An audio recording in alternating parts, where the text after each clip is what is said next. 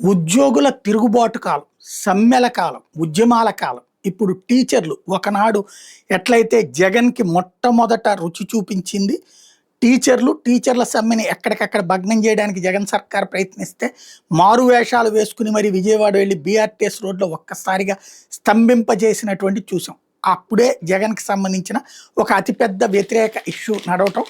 ఆ తర్వాత దాన్ని జగన్ సీరియస్‌గా తీసుకోకపోవడంతో జరిగిన పరిణామం జగన్ గద్దె దిగడం. ఇప్పుడు చూస్తే ఓ పక్కన డాక్టర్లకు సంబంధించి పీహెచ్‌సీ డాక్టర్ల సమ్మె కొనసాగుతా ఉంది. జ్యోతిలో ఏనో ఈనాడులోనో అయిపోయింది, ఈ సమస్య పరిష్కారం అయిపోయిందని రాసేస్తారు.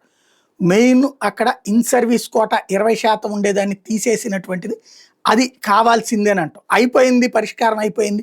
15% వాళ్ళు ఒప్పేసుకున్నారు మొన్న ఈనాడు రాసింది. ఇప్పుడు జ్యోతి రాసింది 20% ప్రభుత్వం ఒప్పుకుందాను. బట్ అక్కడ ఏంటి ఫైనల్ అయింది అనేది తెలియదు. ఇప్పుడు టీచర్లు వచ్చేటప్పటికి ఉద్యమాల బాట పట్టారు. రేపు చలో విజయవాడ జరగబోతుంది. ఉపాధ్యాయ సంఘాల సమాఖ్య పిలుపు మేరకు ఉపాధ్యాయుల కూటమి సర్కార్ నమ్మించి మోసం చేసిందంటూ ఆగ్రహం. ఐఆర్ లేదు, పీఆర్సీ లేదు, 4 డిఏ బకాయిలు చెల్లించట్లేదంటూ ఆందోళనకు దిగడం. మరొక వైపు నిన్న సచివాలయ ఉద్యోగులు ఆత్మగౌరవ సభ పెడితే దాన్ని దిగ్బంధించి సభ జరగనీయకుండా చేస్తే రోడ్డెక్కి కూర్చున్నటువంటిది. ఓవరాల్గా 1 by 1 తిరుగుబాట్లు అన్నటువంటిది ఉద్యోగుల నుంచి ప్రారంభమైన. ఒకప్పుడు దాంట్లో చలికాచుకున్నటువంటి అధికార పక్షానికి ఇప్పుడు తాము ప్రతిపక్షంలో ఉన్నప్పుడు చలికాచుకున్నారు. ఇప్పుడు అధికార పక్షంలోకి వచ్చేటికి అవే ఎదురు దెబ్బలు అవుతున్నాయి.